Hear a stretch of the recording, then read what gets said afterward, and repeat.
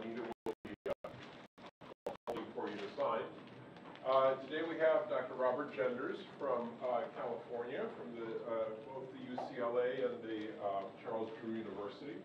Dr. Jenders has quite a history in biomedical informatics and is quite active in the standards community and the clinical decision support community. He started out with his undergrad career in my home state of Michigan, Marquette University, if I remember correctly, followed by a medical training, including a residency in internal medicine at the University of Wisconsin, and then he sort of started moving towards warmer climates, as far as I can tell. So down to New York through Columbia, where he rose through the ranks in the Department of Biomedical Informatics, and then he realized that that was not the ideal climate. In fact, California didn't freeze nearly as much in the winter. And so since 2002, he's been at UCLA and more recently at Charles. Great. Thank you, Elmer. Yes, thank you, Elmer. And I'll cash the check for your mother. Right. So good afternoon, everyone. My basic notion of clinical decision support that'll underlie the details that I'm going to present in a moment is the notion that clinical decision support is knowledge applied to data to try to affect decisions, ultimately to improve the process of care, the outcomes of care. And so what I'd like to do is talk about kind of an overview of standards in this space, why standards are important, and some of the details, including fairly recent activity in the health information technology standards world related to clinical decision support. And as Elmer suggested, I'm going to do this principally from my position as a co-chair of the Clinical Decision Support Work Group within Health Level 7 International, which is probably the prime standards development organization within the health IT space, but also from my perspectives as a potential victim of clinical decision support, that is to say as a practicing clinician, as well as an academic who's involved heavily now in developing and providing resources for translational science. So I'll address this from a number of different perspectives, but the idea is to give you an overview of health IT standards specifically related or usable in clinical decision support. And the theme that I'm going to stress is that standards are useful. They're not a panacea. They don't solve every problem, but they can be useful in trying to improve the creation, implementation of decision support, maintenance of things like knowledge bases, as well as the delivery of knowledge-based interventions. So our goal in developing and maintaining standards for clinical decision support is to improve knowledge transfer, to improve knowledge access, to reduce the cost of knowledge engineering, so when we develop knowledge-based interventions, we don't have to repeat the development at every place that wants to implement them, and also to provide guidance on how to use all these different standards in order to achieve improved health outcomes, improved process outcomes. So what I'd like to do over the next hour is first start off with, well, why do we need clinical decision support in the first place? I'm sure many of you are already persuaded, but I'll spend a few minutes at least looking at the drivers toward clinical decision support, and then talking about standards in the decision support space, not just those specific for clinical decision support, but usable in decision support implementations, as well as those very specific clinical decision support like knowledge representation. Now, among my several hobbies, I happen to be a private pilot, so I'm going to utilize this metaphor when we're discussing standards. There are a lot of standards in aviation, of course, but the particular aspect of this metaphor I'm going to address is that we won't be very, very close to the ground, but we won't be very high either. So we're going to strive for some kind of intermediate ground in discussing standards. So I don't have time in talking about the integration of standards when it comes to clinical decision support to talk about every last detail. But at the same time, it won't be so high level that you're going to escape a barrage of acronyms and abbreviations. This, by the way, happens to be my view of downtown Los Angeles on Monday afternoon as I was flying from my home base at Santa Monica out to San Bernardino for a buffet dinner at the local casino. Yes, he does. But yeah, Dan Macy's is instrument rated, and he's got a few more certifications than I do. So I don't have instrument rating yet. So just a little bit about where I come from. Everybody, I'm sure, has heard of the University of California, Los Angeles. It's a very big, internationally known research university in Los Angeles. Relatively few people I've known about its small sister school, Charles Drew University. I have academic appointments at both places. Drew was founded in the wake of the Watts riots to focus on health science training, specifically for minorities, and specifically to target the health disparities that adversely affect minority populations. And so we have a Center for Biomedical Informatics that's based at Drew that's integrated within the UCLA Clinical and Translational Science Institute, of which I'm an associate director. And expertise within our relatively small center focuses on things like clinical decision support, which you'll hear about today, telehealth, geographic information systems, and registries. So there are a lot of reasons why we might talk about decision support. Those of you who are clinically active certainly know that there are a lot of drivers, things that are moving us in the direction as health informaticians, as practitioners, as healthcare organizations to adopt clinical decision support. Certainly there's a clinical need because we're just not quite doing what we ought to do for many of our patients when it comes to routine health care or different kinds of health interventions. There's increasing use for a variety of reasons of electronic health record systems. That in turn is making increasing amounts of data available to us for decision making that goes a bit beyond our capacity to process. And so we need some kind of approach, including computer-based ones, to try to handle all these data, to use them in order to good effect, to try to improve care. Registries and health information exchanges, while especially HIEs have kind of lagged behind perhaps because the business case may be a bit lacking. Registries and HIEs, nevertheless, are bringing more and more data to the fore, available for things like clinical decision support. The advent of things such as common data elements, as popularized by the National Institutes of Health, or at least various institutes and centers within NIH, have made the case that making those data structured and appropriately identified is a good thing. Whether they make that case through contractual requirements or what have you. Nevertheless, it's things like the emphasis on common data elements are increasing the availability of structured data for use in things like clinical decision support. And in addition, personal health record systems, while they're not wildly popular, are increasingly used, and that's yielding still more data directly from our customers or patients that might be used for clinical decision support. So lots more data that we might process. We need help for that. That's why we might have clinical decision support. And certainly, even beyond that, there are regulatory movements, the emphasis on certified electronic health record system technology, and incentive plans in the United States that are tied to CERT, such as the Meaningful Use Program, whatever its future history will be. Certainly, I think, as many people will agree, produced a significant uptick in the implementation and use of electronic health record systems for clinical purposes. In addition, there are a number of efforts that have occurred in the past and underway in terms of planning and advocacy and national action plans that are moving us toward clinical decision support as well. So there are a lot of drivers toward clinical decision support. This graph kind of nicely summarizes. This is from an article by Bill Stead from about 5 years ago, pointing out that as we move into the era of personalized medicine and we get increasing amounts of data about our patients from genomics and proteomics and so on, the amount of data elements that might be necessary or certainly that might be available for making decisions is growing astronomically. But as you notice on the dashed line, except possibly for people at the School of Biomedical Informatics at the University of Texas Health Science Center in Houston, our human cognitive capacity is not increasing. I suspect if you were to graph the people on this campus, that it would be going up, yeah. But for most of us, sadly, it's either a flat line or going in the wrong direction. And so this just points out that we might need help in handling all these data, and that's where clinical decision support comes in.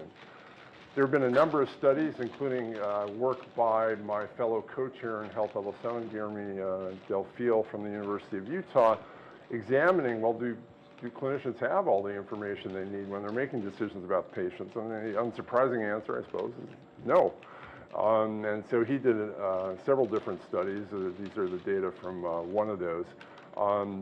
So on average, a physician or a clinician will have about half a question per patient seen, or a question for every 2 patients. But they only look for answers for half of those. You wonder how important the questions were, or whether they're just flying by night and kind of guessing. In many cases, it's data about the patient that we don't have, so it's not a matter of sharing knowledge or knowledge-based interventions, but also it's knowledge about the patient. Sometimes we just don't know, either because it's not known or because somebody knows it and the decision maker at that moment just doesn't happen to know it. So there are unmet information needs out there.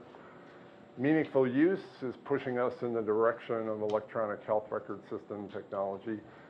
So many of you know the history of meaningful use that grew out of the so-called stimulus package, or the ARRA, the American Recovery and Reinvestment Act, the high-tech portion of that act. So the notion was to incentivize healthcare organizations and clinicians to adopt electronic health record system technology by providing money. Money happens to be a very good driver for behavior.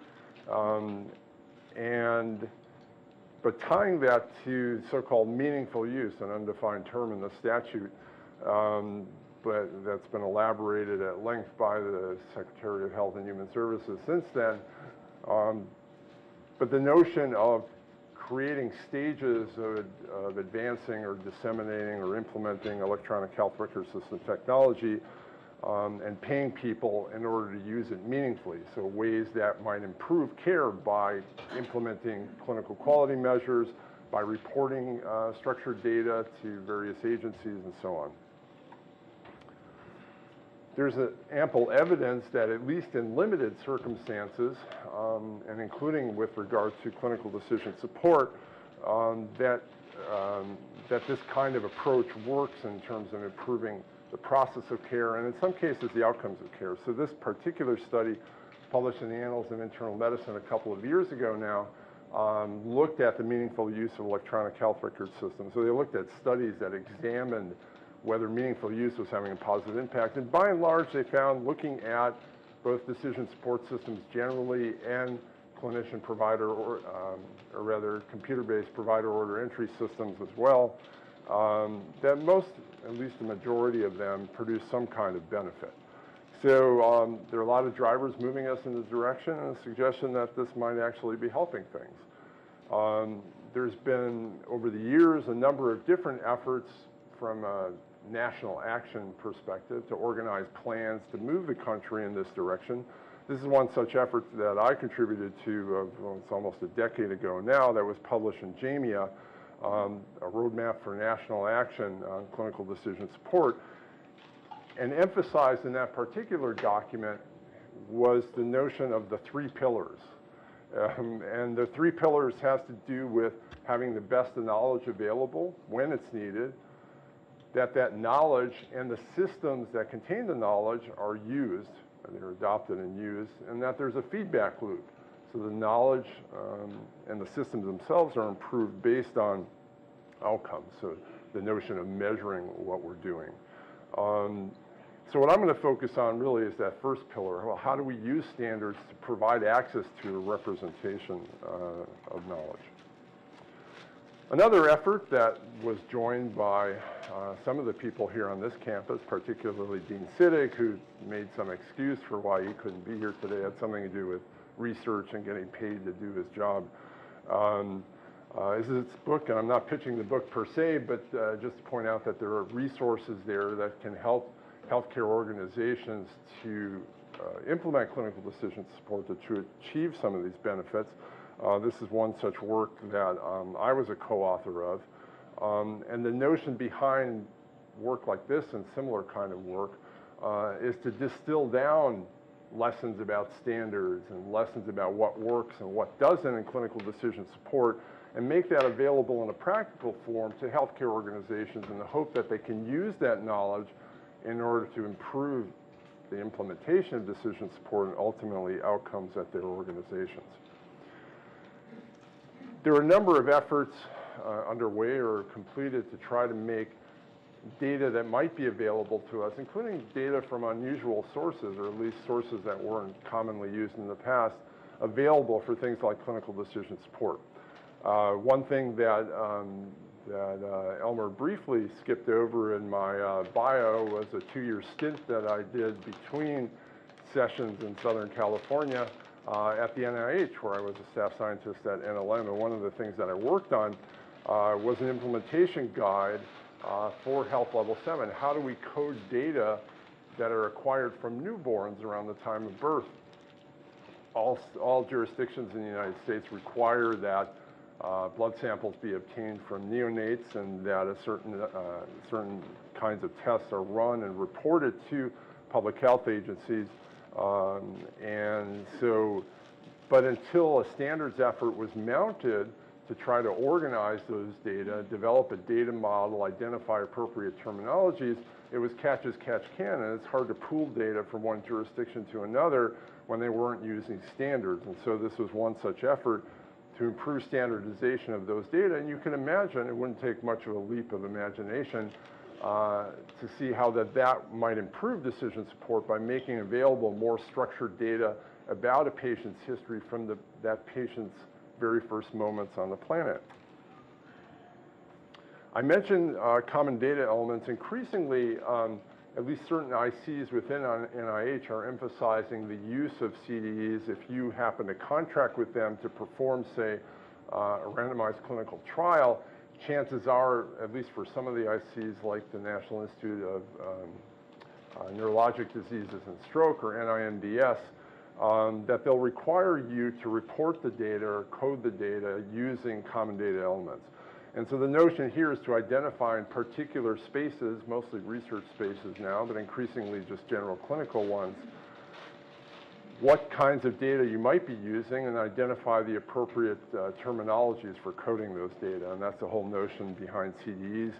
You can freely obtain the NINDS CDE catalog on the web, and others are being made available. Another significant effort is within the National Cancer Institute. But the upshot of all this, including work that I did when I was at NIH, the upshot of all this is that increasing amounts of structured data are being made available for things like clinical decision support. Now, HIEs have contributed to this effort as well for a lot of reasons, including business cases. HIEs are not very, very widespread, but they are functioning in a number of different places. And the idea here is that it aggregates data using standards to make increasing amounts of data available for decision making by clinicians, as well as for computer-based clinical decision support. Certainly these things are nothing new. Years ago, I was funded when I was at Columbia University to develop an immunization registry. And so aggregating data from multiple different sources, systems using different terminologies, has a long, long history.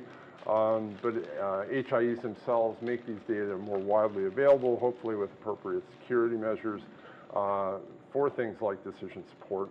An effort that is underway now within our Clinical and Translational Science Institute in Los Angeles is the so-called LADDER, or Los Angeles Data Resource, in which we're trying to tie together the major healthcare organizations in the Los Angeles basin, a rather populous place. Los Angeles County itself has 10 million residents, which is twice the number of residents of the entire state in which I grew up, Wisconsin. And so we think this will be an exciting resource with a database now, which is a distributed database tied together using the Shrine standard or approach over individual I2B2 instances, has just over 7 million records from 7 million patients in it. So that's a little bit about what's moving us toward clinical decision support and some efforts that have tried to improve the milieu for implementing decision support. That all make sense? Any questions? Okay, for those of you still conscious. So let's move on a little bit to the standards now. So standards usually have to come from someplace. If you read the short-lived and Semino textbook, you'll know that there are 4 different ways that standards can come into being. I'm going to emphasize the standards development organization approach. Most standards development organizations are audited by some auditing organization that makes sure that they follow consensus-based rules. HL7 has a rich rule book that emphasizes that all stakeholders are heard and that a consensus-based process is followed. The result is that it can be a little bit slow in developing standards. However, the hope is that whatever comes out of HL7 as an audited standards development organization reflects the consensus of the health IT community and other stakeholders in developing standards related to health IT. But there are other SDOs too. CDISC is an organization with which HL7 works. It got its start developing standards for reporting data from pharma trials, so drug trials. Its standard, the C- standard, Clinical Data Acquisition Standards Harmonization, and the SDTM, Study Data Tabulation Model, which is a data model for reporting data from pharma trials, are fairly widely used. And so that's another SDO in the health IT space. The Object Management Group, OMG, has done some work with HL7, especially on joint services specification. I'll mention the Decision Support Services Standard in just a moment. Now, those are just 3 different standards development organizations. Standards can come from a variety of sources, and you can imagine that the result could be we have too many standards in some spaces, gaps in others, so how do we coordinate this? The JIC, or the Joint Initiative Council, is actually an international effort to try to coordinate the efforts of these 6 different SDOs. They have a number of projects, including the Bridge Project and so on. But the idea of the JIC is to try to prevent redundancy of effort and to get these groups to work together so that they're not producing overlapping or competing standards, which kind of defeats the purpose of standardization in the first place. Another SDO in addition to the JIC is the CEN TC251. CEN is the European Standards Organization. It has a French name, hence the CEN initials, and I will not torture you with my French accent. So, but it's the European Standards Organization. Its Technical Committee 251 focuses on health IT. They're not specifically focused on decision support, but there are standards which are potentially usable within the decision support space, including things like point-of-care device communication, so getting data from point-of-care instruments that might be useful in implementing decision support. So now so that's where standards come from in the health IT space in part. So what I'd like to do is talk about what are the different standards specifically related to clinical decision support and how do we fit all this together. One of the projects that we're working on now in Health Level 7 is a document, a so-called implementation guide, to tell the world how you assemble all of these different standards in order to deliver clinical decision support. The reason I entitled my presentation, again using French, plus ça change, from the French phrase plus ça change, plus la même chose, or the more things change, the more they stay the same, is that this particular space has gotten, in the last year or 2, for a variety of reasons, a little more complex than it probably should be, and a little more of the fine tradition in health informatics of reinventing the wheel. And so I'll illustrate some of that complexity as we go along. But I'm hoping that as we go through some of the details of these standards, you'll keep the big picture in mind. So again, the notion behind decision support is that you're taking knowledge and applying it to data. So standards that are particularly referable to data are useful. So a data model, what buckets do we put the data in? How do we refer to those data when we're invoking computer-based decision support? How do we move the data from one place to another? Well, HL7 messaging is fairly standard, particularly its version 2.x messaging. And maybe in the clinical document architecture, consolidated CDA documents as a popular way for a variety of reasons to move data from one place to another. And then how do we represent the computable knowledge that goes into the knowledge bases used by decision support systems. So there are a number of ways to do this, and I'll talk about these in turn. Of course, to have computable knowledge, we have to have a way of writing it down or storing it in the computer. So knowledge authoring environments are important because it's increasingly difficult, especially as some of these things get quite complex, for ordinary human beings to just write it out in text or write it out in a word processor. And so one such effort to provide tools in this regard is the so-called OpenCDS effort that I'll describe in just a moment.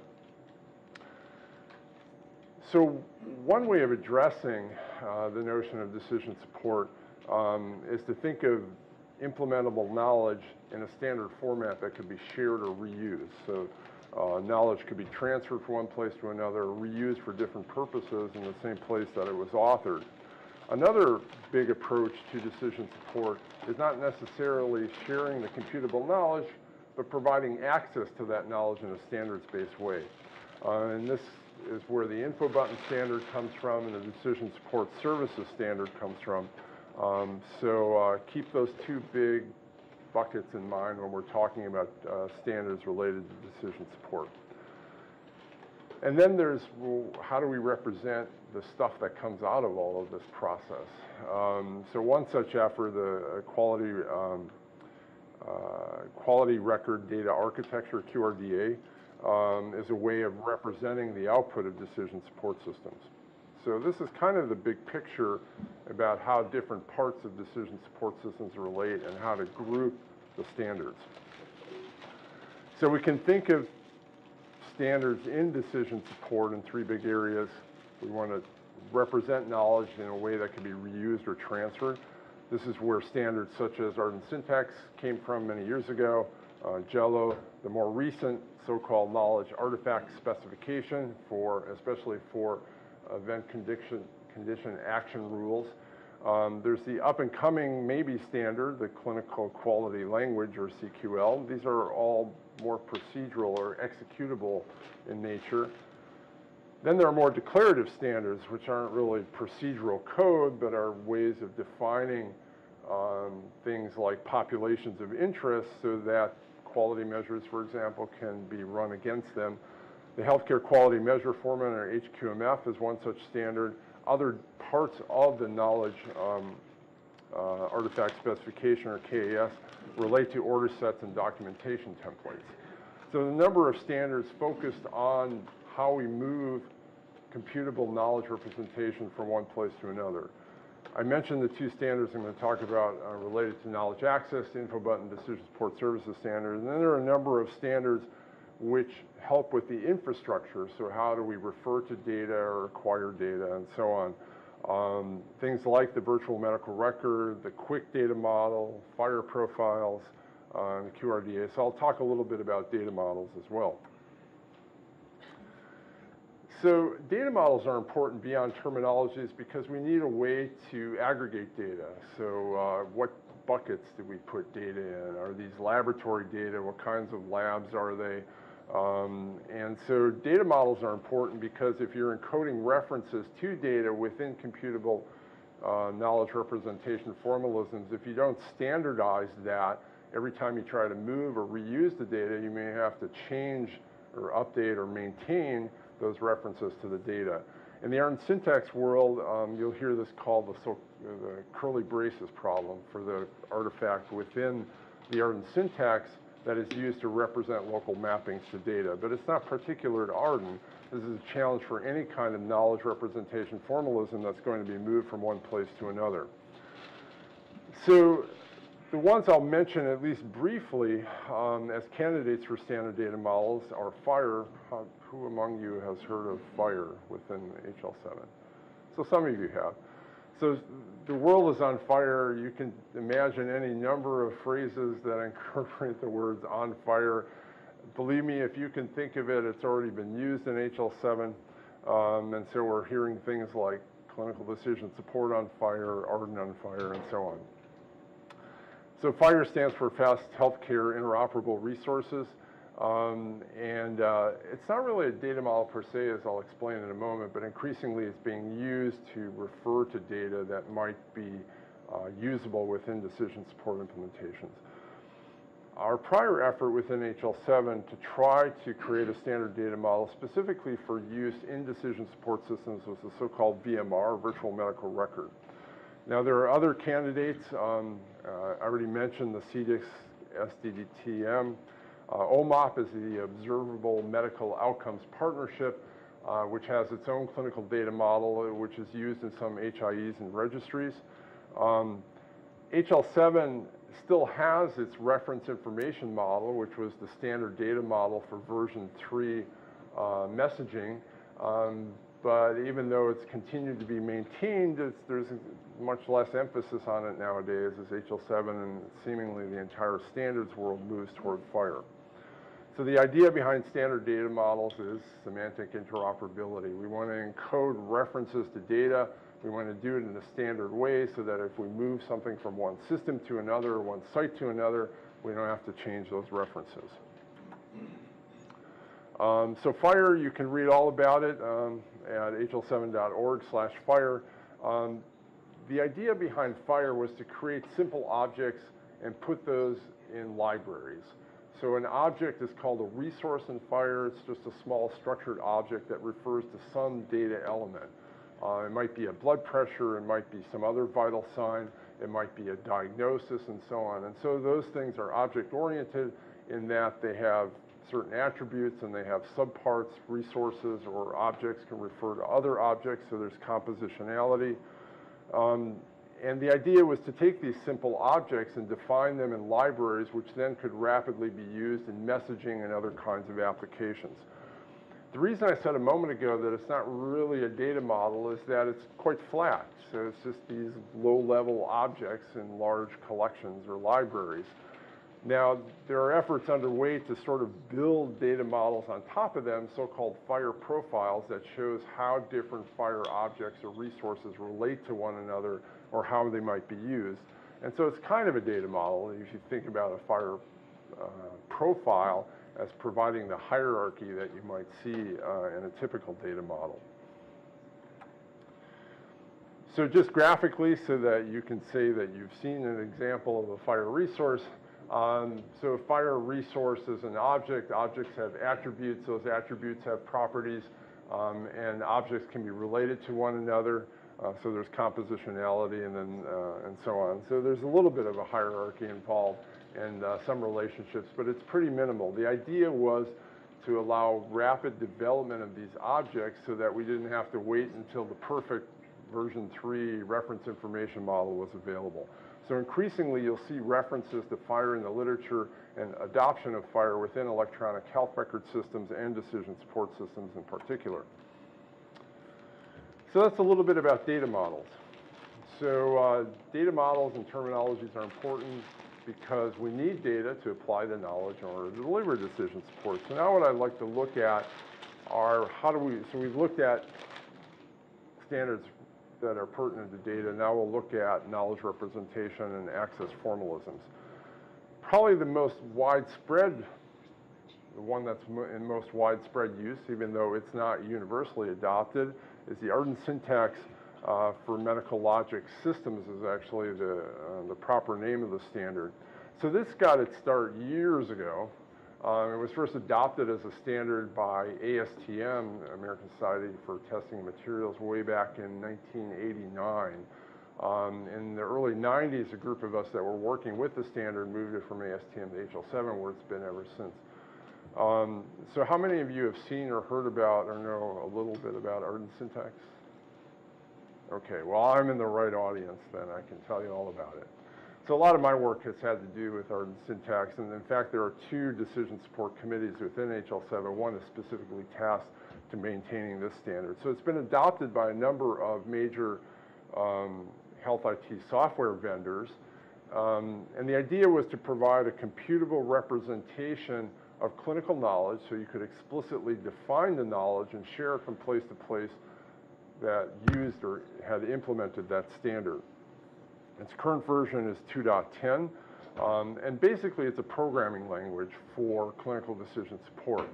The units of knowledge within the Arden syntax are so-called MLMs, or medical logic modules, And so this has enough reference to data and enough rules, if then rules, to make a single decision, which then could be transmitted somehow, either typically as a message to the provider, or possibly as an order that's going to be instantiated, possibly as a turnaround document to collect more data for making additional or refining decisions, and so on. So the Arden syntax has been around for quite a while. It hasn't achieved universal success, but we've learned a number of lessons from it. It's evolved over time.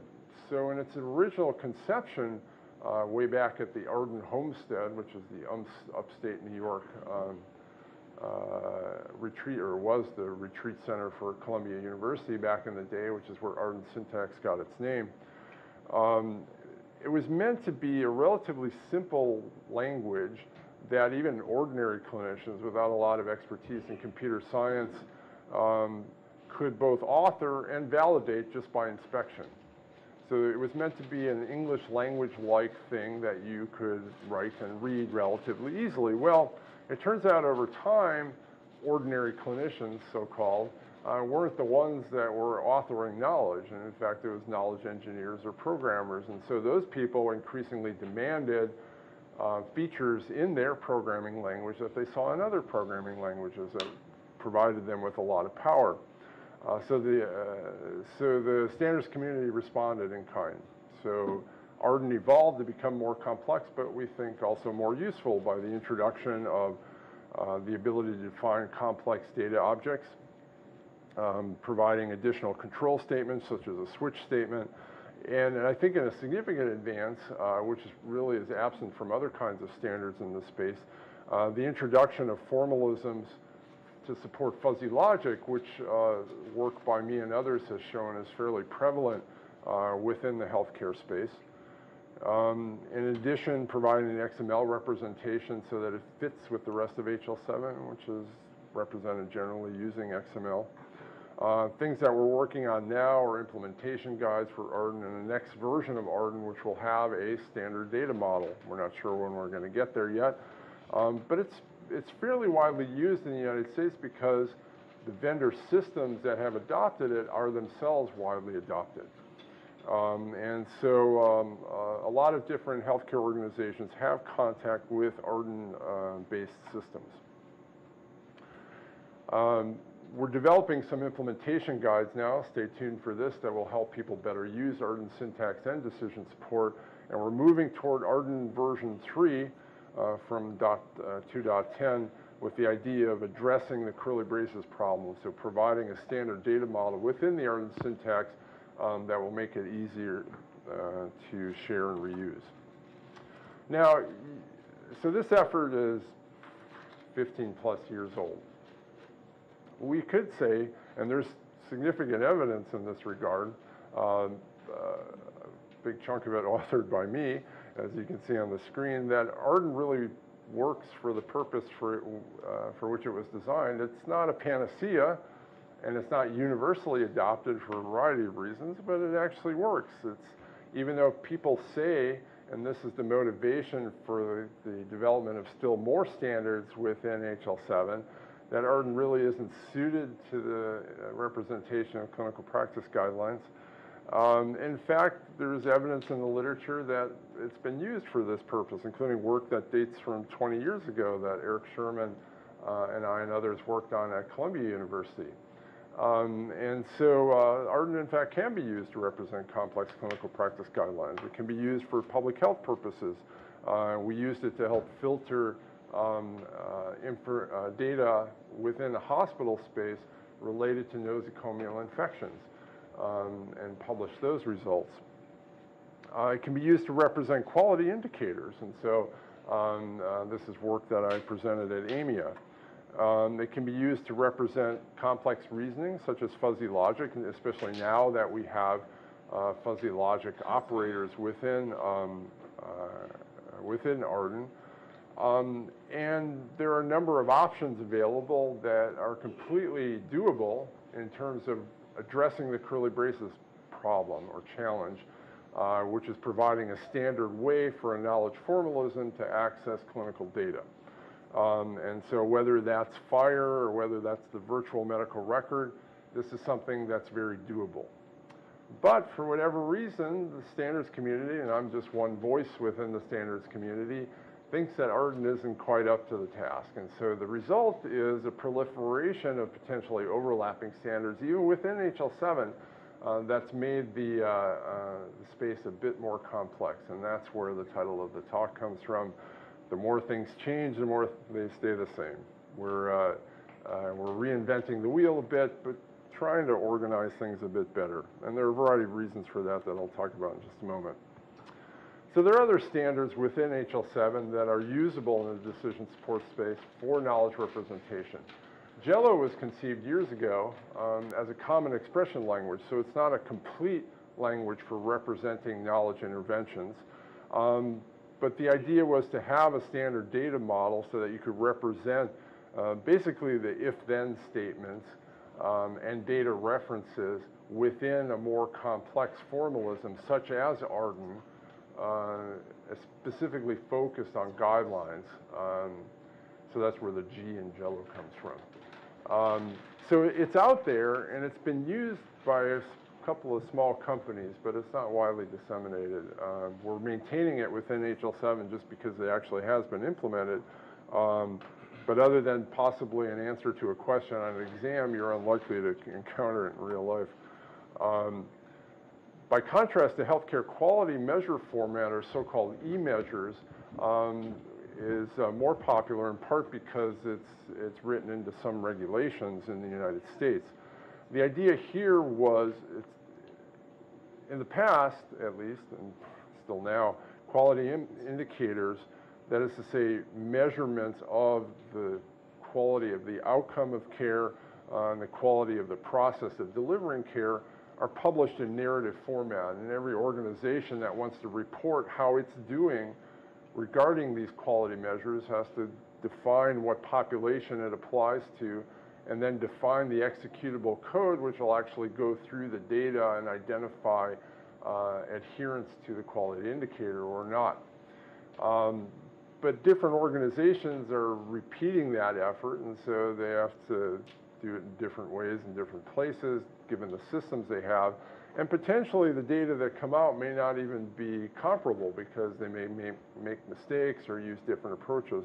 The idea behind the e-measure format was to create a standard that then that was structured with very specific references to the population of interest, both in the nominator and denominator of these measures, so that the data coming from different places could easily be shared and the cost of knowledge engineering could be reduced.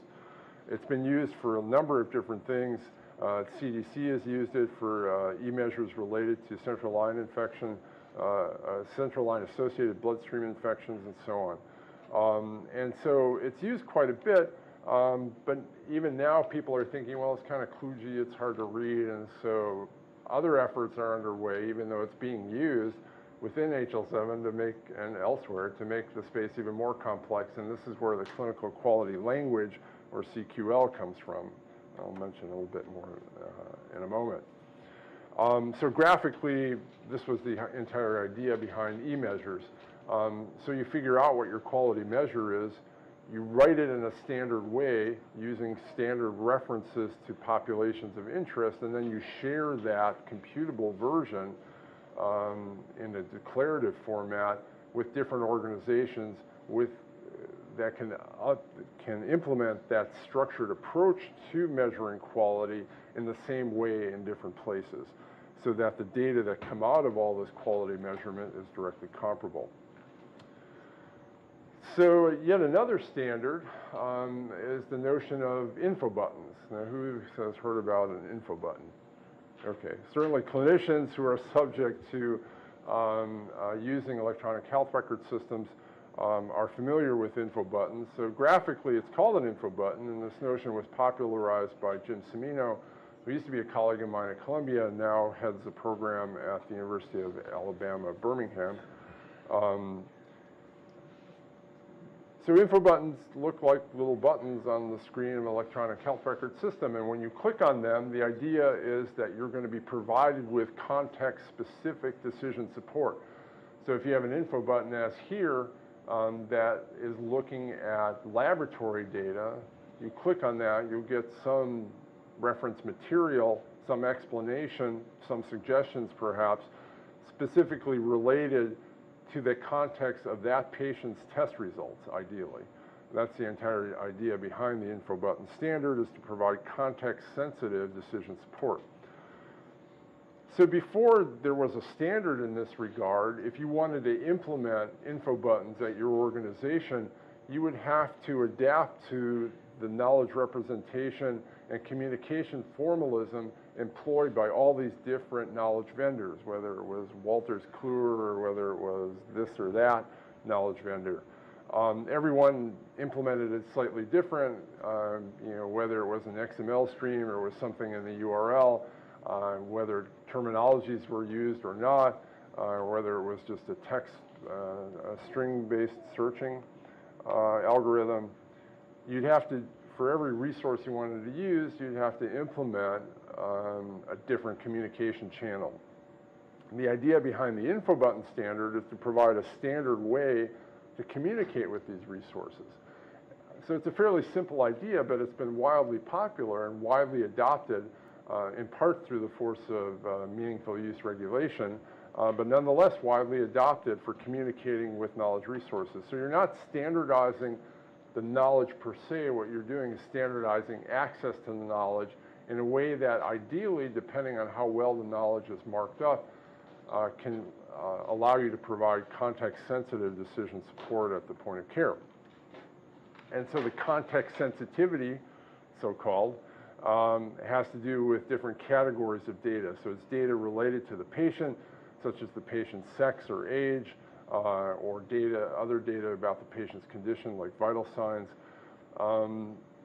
The user, so who's receiving the decision support? The user might be a clinician, the user might be an administrator, the user might be a patient. And all these different groups of people have different kinds of information needs, or different levels of sophistication for processing clinical information. So knowing who is reading or being exposed to the decision support information is important. And other aspects too in establishing the context of providing decision support, where the decision support is being used, what task is being done, you're looking up data, you're writing orders, you're reviewing a chart, and so on. And so the info button standard provides a structured way of representing these elements within a query that can go to a knowledge vendor's resource and provide back context-sensitive decision support information. There have been a number of studies looking at info button implementations. Guillermo Del Filo has been a leader in this area, but also Jim Cimino and Severo Maviglia at Partners Healthcare, suggesting that info buttons, and this is some data that I've acquired too at various organizations replicates this, suggesting that info buttons are really useful, but people don't use them. And part of the challenge in delivering this kind of passive decision support, passive in the sense that it's not in your face, you have to click on the info button in order to get the decision support at the, when you're using the electronic health record system. Part of the challenge is that the people who really need the decision support are the ones probably who aren't going to click on the button in the first place, because people don't know what they don't know. And so info buttons don't get used a lot if you look at their use within electronic health record systems. But when people use them, they find them very helpful. So it's yet another thing that can be used to deliver decision support and a standard that can facilitate its implementation. So that's one way of providing access to knowledge without standardizing the knowledge format itself. Another way of doing that is to provide a service. So you define not just these simple searches for looking up narrative knowledge, but a way to reference the decision support system or modules within the decision support system to get different kinds of decision support, whether it's recommendations for treatment, for immunizations, for diagnostic workup, and so on. So this is yet another standard of HL7, the idea being that rather than setting up your own communication channel with every provider of a decision support system, you'd have a standard way of communicating with this. So the info button provides a wrapper around knowledge resources. The Decision Support Services standard provides a wrapper around decision support systems, so it's a little more wide-ranging and robust. Graphically, it looks a little bit like this, and so there are different things that you can invoke using the Decision Support Services standard, which I'll show on the next slide. But the idea is that a particular electronic health record system can communicate with different decision support services or different decision support systems in order to provide the decision support without having to encode it all within a particular electronic health record system. So you may want to evaluate the patient, so you're going to send data to this decision support system, and it's going to give you an answer. The answer might be a recommendation, an order, a suggestion regarding diagnosis, and so on. You may want to find out what that particular decision support system knows something about, so what knowledge modules that it has.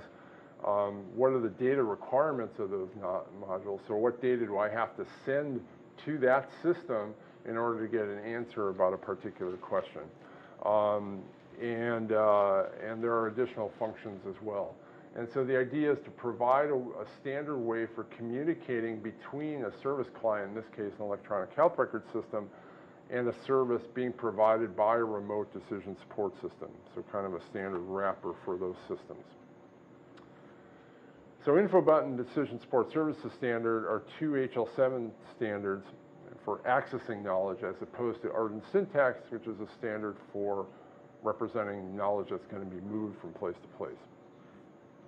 The virtual medical record is a standard within HL7 that's been used for providing the data model for such systems. It got its start way back in 2011 with Release 1, and it's actually been implemented in a number of different systems. But for a variety of reasons I'll talk about in just a moment, it's kind of losing favor, and we're switching over to something called Quick, which I'll talk about. But the idea, again, was to provide standard buckets for references, either within the InfoButton or Decision Support Services standard or within shareable knowledge representation like Arden, to clinical data so that those data can be accessed and processed as part of decision support efforts. So it's an object-oriented data model. This is just one small snippet of it. But like FHIR, you can think of these different buckets as objects which have attributes and then relationships to one another. Unlike FHIR, though, it's got a rich hierarchy and set of relationships among the different objects. So it's more of a traditional data model than, say, FHIR is. So those are a number of different HL7 standards in the decision support space. Well, how do we assemble all this? How do we make it available to people? So an effort that's been led by Ken Kawamoto, who's one of my fellow co-chairs within HL7 and is faculty member at the University of Utah, is OpenCDS. And so the idea behind OpenCDS was to give people a suite of tools that they could use to acquire knowledge, to represent it in standard format, and to deliver decision support using the Decision Support Services standard. In other words, not quite plug and play, but almost such a decision support service or decision support system that's widely available and free at the point of use.